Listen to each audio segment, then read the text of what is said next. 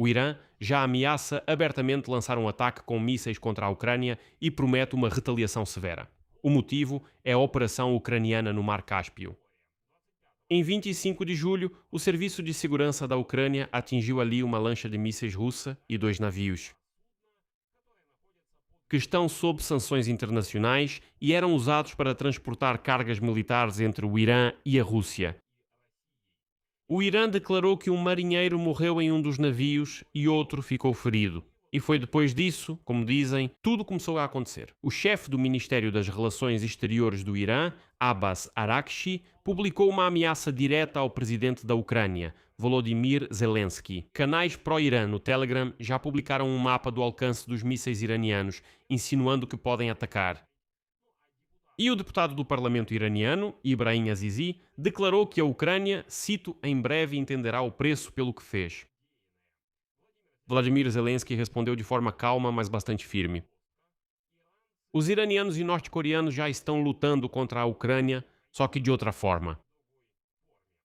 Aqui está a questão principal que vamos analisar hoje. O que realmente está por trás dessas ameaças? O Irã é realmente capaz de lançar um ataque direto contra a Ucrânia? Ou são apenas bravatas? E por que os analistas ocidentais já estão chamando o arrastamento da Ucrânia para o conflito iraniano de segundo passo para uma nova guerra mundial? Sou Alexei Pichi, vamos debater esse tema juntos, mas antes de começarmos eu peço que vocês se inscrevam neste canal do YouTube. Estamos chegando à marca de 300 mil inscritos, então vou ficar muito grato por cada inscrição de vocês. Então vou começar pelo que foi declarado especificamente no Irã, porque a retórica lá foi aumentando. O primeiro a se pronunciar foi o ministro das Relações Exteriores do Irã, Abbas Araghchi. Ele acusou a Ucrânia de atacar o navio, chamando isso de uma flagrante violação da Carta da ONU. E preste atenção à formulação, feita sem qualquer prova. Afirmou que a ordem para o ataque teria sido dada supostamente por Israel, tentando envolver a Europa nessa guerra. A lógica, desculpe, é tão burra que eu nem sei como comentar isso. Bem, a insinuação de que tipo Vladimir Zelensky é judeu significa que foi Israel que deu a ordem para ele atacar o navio iraniano e que ele supostamente fez isso. Mas Araghchi esqueceu de mencionar que o Irã fornece produtos de uso militar para a Rússia, que depois ataca a Ucrânia, e o Irã faz isso pelo Mar Cáspio. Araghchi pediu ao Conselho de Segurança da ONU, à União Europeia e à comunidade internacional que tomem medidas contra a Ucrânia e responsabilizem os organizadores desse ataque. Ele alertou diretamente que esse ataque, cito, não pode ficar sem resposta. Depois disso, vozes iranianas menos oficiais, mas mais agressivas, também se manifestaram.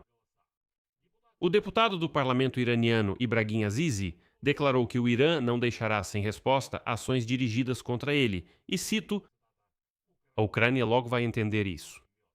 Bem, essa declaração logo foi vista como indício de que o Irã prepara um ataque direto à Ucrânia. Enquanto isso, os canais pró-Irã no Telegram foram ainda mais longe. Eles começaram a divulgar um mapa com o alcance dos mísseis iranianos e a ameaçar abertamente ataques contra a Ucrânia. O canal analítico do Oriente Médio, Middle East Spectator, se dirigiu diretamente a Volodymyr Zelensky com, cito, uma alfinetada sutil, uma lembrança sutil de que todo o território da Ucrânia está ao alcance dos mísseis balísticos iranianos, incluindo os mísseis superpesados Karamchar-4. Para ser objetivo, destaco um ponto importante. Oficialmente, Teherã não anunciou preparação de ataque com mísseis à Ucrânia e provavelmente não anunciará. Tudo o que existe em nível estatal são ameaças, e os militares dizem que vão responder de alguma forma. As informações específicas sobre mísseis vêm de deputados iranianos e canais do Telegram e não de declarações oficiais dos militares. Vladimir Zelensky, aliás, respondeu de forma bastante tranquila. Em entrevista ao canal britânico Sky News, Vladimir Zelensky afirmou que, na verdade, o ataque do Irã à Ucrânia já aconteceu, só que de outra forma. Abre aspas. Precisamos ser honestos. Os iranianos e os norte-coreanos já nos atacaram. E então Zelensky lembrou como isso aconteceu. Já no primeiro ano da guerra, em grande escala, da Rússia contra a Ucrânia, o Irã forneceu à Rússia milhares de drones Shahed e depois concedeu licenças para a sua produção. Ambos os países, tanto o Irã quanto a Coreia do Norte, forneceram drones ao Kremlin, mísseis, projéteis de artilharia de calibre 155 mm durante toda a invasão em grande escala. Sem nenhum aviso prévio e, como afirmam agora em Teherã, provocação por parte de Kiev. Além disso, Zelensky lembrou dos 10 mil militares norte-coreanos já envolvidos na guerra contra a Ucrânia. Ou seja, essa é a lógica de Zelensky? O Irã já está há vários anos lutando contra a Ucrânia por meio de terceiros. Seus drones Shahed são usados pela Rússia para matar ucranianos todas as noites. Então falar sobre o Irã como uma parte prejudicada é simplesmente ridículo. Ao mesmo tempo, Zelensky não se gabou, é preciso reconhecer. Ele reconheceu que é preciso ser cauteloso e fazer de tudo para não permitir a abertura de uma nova frente. Segundo ele, a preparação para o agravamento dessas ameaças do Irã é necessária agora. Ou seja, o presidente leva as ameaças a sério, mas, como se diz, sem pânico desnecessário. Agora, a principal questão. O Irã realmente é capaz de atacar a Ucrânia? Aqui, eu me baseio em especialistas militares, não em emoções ou pânico. Vamos analisar. Com base em especialistas militares, vamos começar avaliando a situação. Por exemplo, o especialista militar e ex-porta-voz do Estado-Maior-General das Forças Armadas da Ucrânia, Vladislav Selesnev, afirma que é improvável o Irã atacar diretamente a Ucrânia e suas ameaças podem acabar sendo apenas bravata. Declarações estridentes, como já aconteceu antes. Mas Selesnev também explica o lado técnico, não é o que é importante. O Irã realmente possui mísseis balísticos capazes de percorrer tais distâncias e alcançar a Ucrânia. O problema é outro. Sua trajetória passaria pelo território de terceiros países, por exemplo, pela Turquia. Ou seja, para chegar até a Ucrânia, o míssil iraniano teria que sobrevoar vários países. E isso por si só cria enormes problemas diplomáticos e militares para o Irã, porque de fato isso envolve esses países no conflito. Eles não vão conseguir fechar os olhos e simplesmente dizer: não estamos vendo, ali passou um míssil iraniano. Não, isso é impossível. Eles vão ser obrigados a reagir de alguma forma, derrubando o míssil ou emitindo uma nota diplomática de protesto. Bem, pelo menos isso. Agora, especificamente sobre o arsenal, a publicação Defense Express analisa com o que exatamente o Irã, teoricamente, poderia alcançar a Ucrânia. O Irã possui mísseis balísticos de médio alcance e o mais perigoso deles se chama Karam-Shah. O alcance deles, supostamente, é de 4 mil km e, teoricamente, eles poderiam alcançar os portos de Odessa. Mas o ponto-chave aqui é o teoricamente. E esse alcance de 4 mil quilômetros é apenas suposto porque ninguém jamais viu esse míssil em ação. Essa é a declaração dos iranianos e russos, de que existe o míssil Karam-Shah e que ele tem um alcance de 4 mil quilômetros. Portanto, se ignorarmos toda essa retórica bravateira de Teherã sobre a Ucrânia ter realizado o ataque por ordem de Israel com o objetivo de arrastar toda a Europa para uma guerra contra o Irã, resta apenas a questão dos meios com os quais o Irã poderia teoricamente atacar a Ucrânia. A questão não é o desejo, mas as possibilidades reais. As possibilidades do Irã já são bastante limitadas pela geografia e logística. E há mais um argumento. Porque é improvável que o Irã gaste mísseis contra a Ucrânia. O Irã está atualmente em guerra com os Estados Unidos da América. Seus mísseis balísticos são o principal trunfo contra as bases militares americanas no Golfo Pérsico e contra Israel. Gastar um arsenal caro e escasso para atacar a Ucrânia, até a qual esses mísseis ainda teriam de sobrevoar países terceiros, estrategicamente não faz sentido, já que esses mísseis são necessários na linha de frente. Mas vale a pena analisar separadamente porque o Irã reage de forma tão aguda e intensa, especificamente aos acontecimentos no Mar Cáspio, porque a Ucrânia atingiu um ponto muito sensível.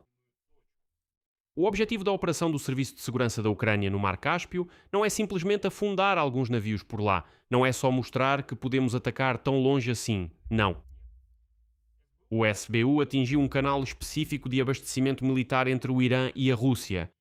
Os navios atingidos, Porto-Olha 2 e Begay, são embarcações que transportavam especificamente cargas militares do Irã para a Rússia. Ou seja, pela mesma logística pela qual o Irã há anos abastece o exército russo com drones e componentes, por isso Teherã ficou tão irritado.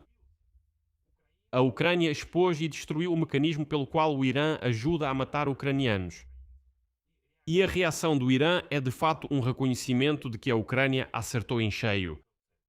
Ao mesmo tempo, a mídia ocidental já está enquadrando esse tema em um contexto mais amplo. Dizem que a história do ataque do SBU no Mar Cáspio é parte de algo muito, muito maior. E agora o comentarista do Financial Times, Gideon Rachman, escreveu que o conflito entre Ucrânia e Irã pode ser o segundo passo para uma nova guerra mundial. A lógica dele é a seguinte. Atualmente há 3 guerras. Bem, no mundo essas são as maiores. A guerra na Ucrânia, no Oriente Médio e a potencial guerra na Ásia, em torno de Taiwan, não se cruzam diretamente. Ou seja, elas existem em algum lugar, são 3 histórias separadas. Segundo Rachman, não se pode descartar que possam se unir em um conflito global. É justamente o incidente no Mar Cáspio, onde Ucrânia e Irã se tornaram adversários diretos. Ele cita como exemplo de como guerras separadas começam a se unir em uma grande guerra. Rachman também destaca um problema estrutural. Ainda é difícil identificar um bloco único que possa se opor à Rússia e seus aliados. E a China, acrescenta ele, tem ambições reais de tirar os Estados Unidos da posição de país mais poderoso do mundo. E ele lembra uma tendência histórica. A tentativa de uma potência emergente de ocupar o lugar da força dominante mundial no passado sempre levou a grandes guerras. Atualmente é a China que está reivindicando esse papel. Ou seja, o que ele chama de incidente do Cáspio não é apenas uma história de Ucrânia contra Irã, ou Irã ameaçando a Ucrânia e assim por diante. Esse é o ponto onde, como se diz, se entrelaçam, se unem as frentes ucraniana, do Oriente Médio e asiática em um único nó de confronto, que se apresenta da seguinte forma. De um lado temos Rússia, Irã, Coreia do Norte e China, e do outro lado os Estados Unidos da América, a Europa e seus aliados. E então a mídia ocidental traz o último detalhe-chave que mostra toda a, eu diria, ambiguidade da situação. Nesse contexto em que o Irã ameaça a Ucrânia, o que já é óbvio, a Ucrânia, sejamos honestos, também de certa forma está ajudando Donald Trump. Porque se interrompemos o abastecimento no Mar Cáspio, então estamos prejudicando não só a Rússia, também estamos prejudicando o Irã. E nesse contexto, Donald Trump declarou que confia em Vladimir Putin e Xi Jinping no sentido de que eles não vão ajudar o Irã. Agora segue a citação dele. O presidente Xi Jinping, em nosso recente encontro em Pequim, me disse que a China, sob nenhuma circunstância, irá transferir ou vender armas para a República Islâmica do Irã. Isso também vale para empresas chinesas. Vladimir Putin também disse que não venderá armas para o Irã. Acho que você sabe que confio neles. Bem, hoje, 27 de julho, perguntaram ao Trump como reage às palavras de Zelensky sobre o fato de que a Rússia pelo menos compartilhou informações de inteligência com os iranianos para que eles atingissem com precisão as bases militares americanas, e a isso Trump respondeu: bem, não acredito muito, mas vou perguntar ao Putin se ele deu esses dados. Bem, isso pelo menos me fez sorrir. Ou seja, imagine, dizem a ele, ao Trump, o maníaco Putin está te enganando. Ele trama contra você e apoia seu adversário. Ele afirma: vou perguntar ao Putin se é verdade. Bem, como ele imagina que o Putin vai dizer: poxa, me pegaram, sim, é isso mesmo. Claro que ele vai dizer para eles: não, isso não existe. Essa ingenuidade do Trump às vezes me surpreende. Mas aqui surge mais uma inconsistência. O chefe do Pentágono, Pete Hegseth, afirmou diretamente que a China e a Rússia, com suas ações, acabam apoiando o Irã. Moscou pode ter dado a Teherã dados de inteligência para direcionar os ataques ou tecnologias que melhoraram a precisão dos drones iranianos. Além disso, a Rússia, segundo Pete Hegseth, pode ter ajudado o Irã na escolha dos alvos. Ou seja, a situação é absurda. Tudo bem, Zelensky, certo? O próprio ministro da Defesa de Donald Trump e a inteligência dizem que a Rússia e a China estão ajudando o Irã. Trump afirma: confio em Putin e Xi Jinping. Se houver dúvidas, perguntarei pessoalmente a Vladimir Putin se é verdade. E essa confiança é uma ameaça direta para nós. Porque se o Trump fecha os olhos para a aliança Moscou-Teherã-Pequim, então ele também não vê que um ataque à Ucrânia por parte do Irã seria, na essência, uma continuação da mesma guerra russa, só que já de outra direção. Resultado: o Irã ameaça a Ucrânia com vingança pelo ataque aos navios no Cáspio que transportavam cargas militares para a Rússia. As ameaças estão aumentando, desde o próprio ministro Arakchi até canais do Telegram com mapas do alcance dos mísseis iranianos. Mas é preciso avaliar com sobriedade e afirmar que um ataque direto contra a Ucrânia é improvável. Tecnicamente, os mísseis iranianos poderiam alcançar Odessa, mas sua trajetória inclui outros países e o Irã agora usa seu arsenal de mísseis na guerra contra os americanos. O principal que precisamos entender, primeiramente, o Irã já está em guerra com a Ucrânia há muito tempo, com seus Shaheds, que a Rússia usa para atacar as cidades ucranianas. Então a indignação dele é pura hipocrisia. Em segundo lugar, o ataque ucraniano ao Cáspio foi um acerto direto no canal de abastecimento militar entre Teherã e Moscou. E a fúria do Irã só confirma isso. Em terceiro lugar, e isso é o mais preocupante, analistas ocidentais já viram neste incidente um sinal de como as guerras separadas na Ucrânia, no Oriente Médio e na Ásia começam aos poucos a se conectar. Em um único conflito global, de um lado estão Rússia, Irã, Coreia do Norte e China, e do outro lado estão os Issiksaiwa, a Europa e seus aliados. Por isso, sim, não dá para relaxar e é melhor já estarmos preparados para uma escalada. É melhor exagerar na cautela e estarmos prontos caso a escalada não ocorra do que ela acontecer e não estarmos preparados. Vou deixar por aqui, compartilhe suas opiniões e conclusões nos comentários abaixo deste episódio. Inscreva-se no canal, ative o sininho e não se esqueça de deixar o like. É isso por hoje, cuidem-se. Até mais, pessoal!